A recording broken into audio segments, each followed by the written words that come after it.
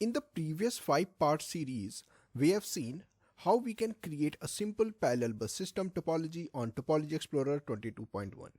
In this video, our objective is to set up timing budget and simulation analysis option before going for simulating the topology.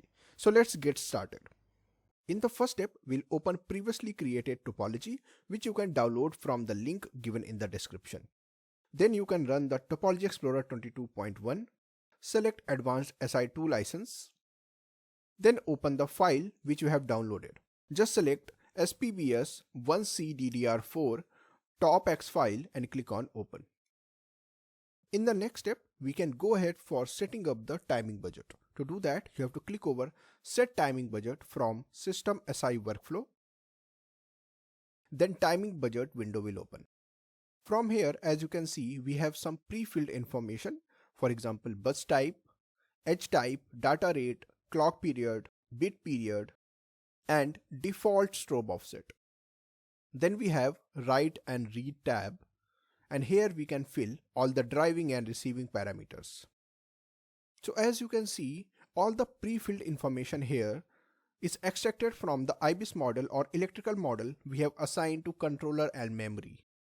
Now to extract the right parameters from the IBIS model, you have to click over this default button. And as you can see, it extracted the driving, receiving and skew budget from the IBIS model. Now here we are going to change couple of things. For example, the driving parameters. From 0.33 UI, we are going to change it to 0.4 UI for setup and hold time. We are going to change the data rate from 1 Gbps to 2.4 Gbps and hit enter. And based on data rate, the clock period, bit period, and some skew budget have been automatically calculated. After entering all the parameters in the right tab, we are going to assign couple of parameters in the receiving tab or read tab. Now here, first we are going to pick all the default values from IBIS model.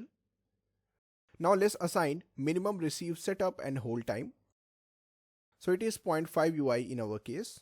Let's change maximum skew parameter to 0.4 UI and assign TDQSQ and TQH.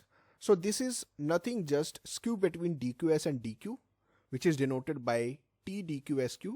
TQH is the DQ output hold time from DQS. Alright.